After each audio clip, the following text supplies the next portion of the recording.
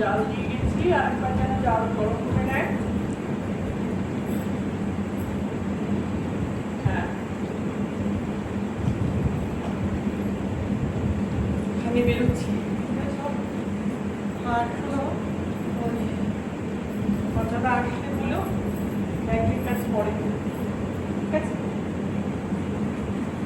তারপরে একদিন ওই ঘটনাটা বলবো, জানি ও ও যেটা কোনোদিনও হতো না। ওরা এত ঘন চোখ দুটো দিয়ে আমার দিকে চেয়ে রইল, সে কি চাকুনি? তারপর মুখ ফুটে বললো, আমি পাথর হয়ে গেলাম।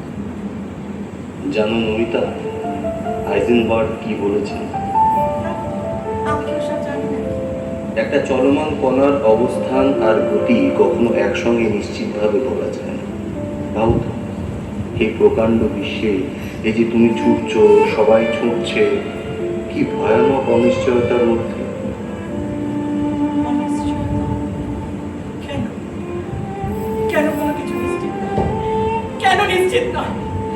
যা এই জিনিসটা করছি, যা আজকে হবে কালকে হবে, কেউ জানে না। কেন কেন আমার সাথে যা হচ্ছে তা কেউ জানে না? তুমি জানো না, বাবলা জানে না। কেন জানে না? কেন জানে না বলো? চুপ করে আছি, বইয়ের উপর মুখ গুজে চুপ করে আছি। কেন বলতে পারি? প্রতিদিন আমি এই আতঙ্ক নিয়ে বাড়ি থেকে বেরোই। আজকে হয়তো ফিরে এসে দেখবো বইয়ের উপর মুখ গুজে লাশ হয়ে পড়ে আছে মানবব্রত।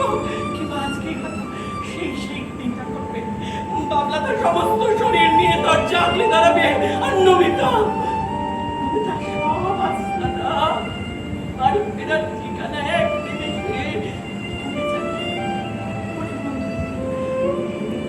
সেদিন কিন্তু মানবব্রত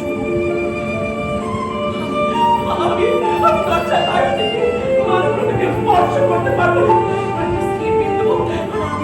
আমি সেই গলায় ইলেকট্রনের মতো ছটফট করতে লাগবো।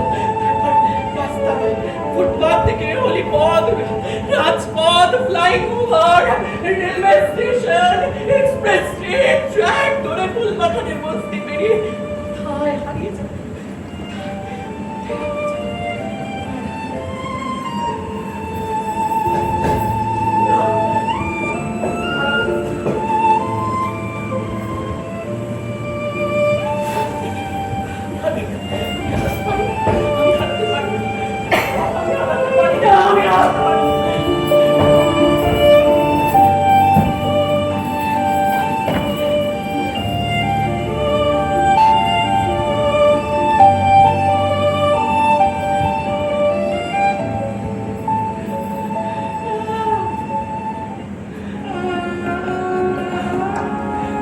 আমি সেই মরা ইলেকট্রনের মতো কেবল ঘুরপাক খাবো, ঘুরপাক খাবো।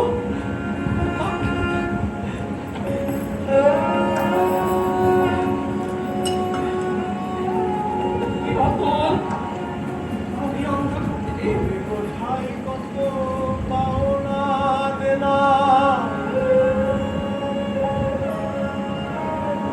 আমায় শূন্য করে দাও চেতনা, এই তোরে বোঝাই কত পাওনা দেনা, আমায় শূন্য করে দাও চেতনা, যেথা জনমের জরা মুক্ত হব, জনমের জরা, যেথা জনমের জরা মুক্ত হব, শুধু কালী নামে মা শান্তি পাব, শুধু কালী নামে মা শান্তি পাব।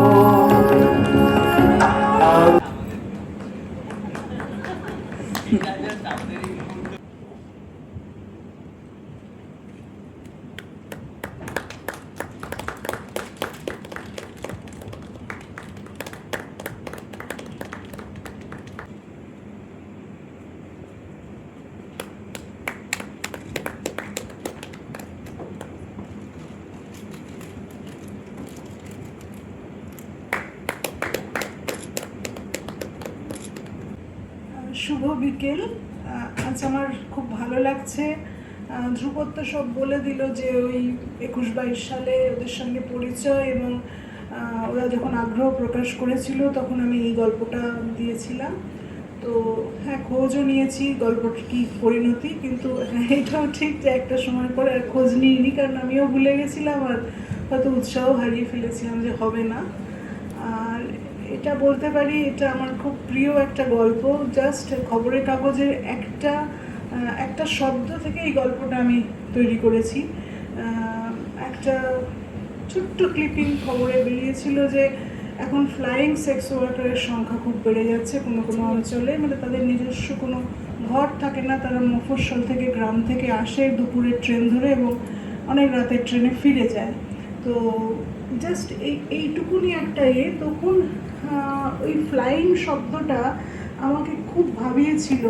আমার মনে হয়েছিল যে এমনি আমরা যে যৌনকর্মীদের জানি যে তাদের একটা স্থায়ী ঠিকানা আছে, একটা ঘর আছে, এবং যারা ফ্লাইং তাদের জীবনে অনিশ্চয়তা এবং বিপদ কতটা ভালনারেবল তারা, কারণ তাদের যে কাস্টমার তাদের সাথে যা ইচ্ছে করতে পারে, যেখানে খুশি নিয়ে যেতে পারে। তো এটা আমাকে খুব ভাবিয়েছিল। আর যেহেতু আমি ইঞ্জিনিয়ারিংয়ের ব্যাকগ্রাউন্ড, তো ওই হাইজেনবার্গের যে আনসার্টেনিটি প্রিন্সিপাল, সেখানে কোনো একটা গতিশীল সঞ্চালন বিন্দুর অবস্থান আর গতি একসঙ্গে বলা যায় না। এইটা আমার মনে হয়েছিল যে এই ফ্লাইং সেক্স ওয়ার্কারটা সে তো বাড়িতে, আমি তো জানি যে কী ধরনের কাজকর্ম সেরে আসছে এবং তাকে সবই করে আসতে হয়, তারপরে সেই যে কলকাতার মধ্যে হারিয়ে যাচ্ছে একটা বিন্দুর মতো আমার তাকে মনে হয়েছিল, চলমান বিন্দু, এবং শেষ অবধি সে হারিয়ে যাবে এইটা নিয়ে। এবং তারপরে গল্পটা আস্তে আস্তে যেমন কেলাস যিনি ডেভেলপ করে গল্পটার চারদিকে, তার একজন বিজ্ঞান পড়ুয়ার স্বামী যার চাকরি চলে গেছে অসুস্থতার জন্যে, এইভাবে গল্পটা ডেভেলপ করেছিল। হ্যাঁ, গল্পটা হয়তো একটা নাটকের পক্ষে খুব উপযুক্ত না, একদম কঠিনই আমি বলবো। তো সেটা বোধহয় ও একক অভিনয়ে গিয়ে ভালোই করেছে। আর ওর আগে ওর অভিনয় দেখেছি, আমার খুব ভালো লেগেছিল। স্ত্রীর পত্রের মৃণাল ও একক অভিনয় করেছিল, শ্রীচরণ কমলের সুখ। তো সেই হিসেবে এটাও আমার খুবই ভালো লাগলো। আর প্রোডাকশনও বেশ ভালো, মিউজিকের ব্যবহারও আগের বার আমার খুব ভালো লেগেছিলো, এবারও যথেষ্ট ভালো লেগেছে। আমি সাফল্য তো কামনা করবই, কিন্তু মানে আজকে দর্শক সত্যি নেই, খুব খারাপ লাগছে। সেজন্যে আমি আশা করব যে আগামী যে অনুষ্ঠানগুলোতে ওরা দর্শকপ্রিয়তা পাবে, এবং হয়তো আজকের দিনটা যথাযথ নয়, প্রচণ্ড গরম আর ছুটিটা প্রত্যাহার করার জন্য একটুখানি গণ্ডগোল হয়েছে। আর আজকে আমার বিশেষ সৌভাগ্য যে আমি সেদিন এমনি খুবই ক্যাজুয়ালি বলেছিলাম যে আমার নাটক থেকে, আমার গল্প থেকে নাটক হচ্ছে, তো সমীরদা বলেছিলেন আমি যাব। আমি অনেক বারণ করার চেষ্টা করেছিলাম, এই গরমে আপনি যাবেন না, ছোট দল কী করবে আমি জানি না। তো উনি এসেছেন, এটা আমার পক্ষে এবং এই নৈহাটি রঙ্গসেনের পক্ষে বিশেষ সৌভাগ্যের ব্যাপার। তো উনি যদি দু একটা কথা বলেন, এরা একটু উৎসাহিত হবে।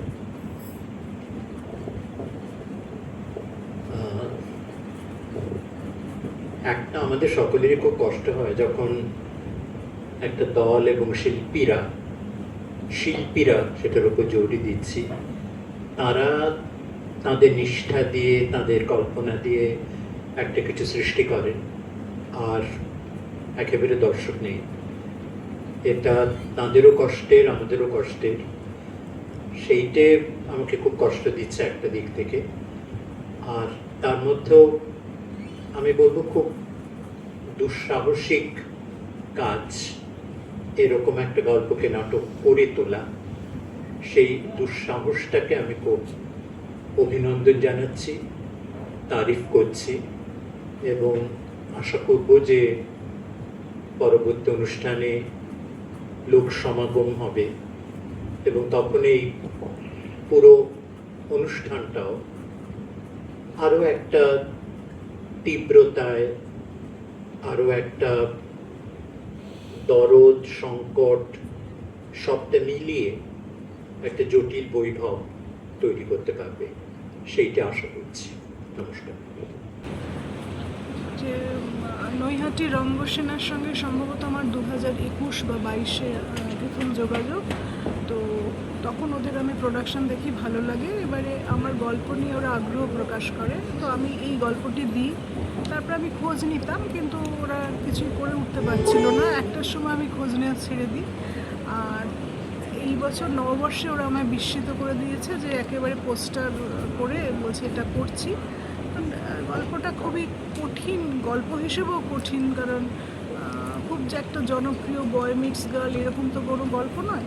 তো সেটা, এবং সেখানে একটা বিজ্ঞানের দর্শনের কথা আছে। তো সেই সব মিলিয়ে এই যে প্রোডাকশানটা হয়তো সোলো প্রোডাকশন, মানে সোলো অভিনয় যেটা করেছে, এটাই একমাত্র উপযুক্ত হয়তো মনে হচ্ছে। খুবই ভালো অভিনয়, ধ্রুপদের অভিনয় তো খুবই ভালো, এবং প্রোডাকশনও যথেষ্ট ভালো। আরও দর্শক পাক, নিশ্চয়ই পাবে।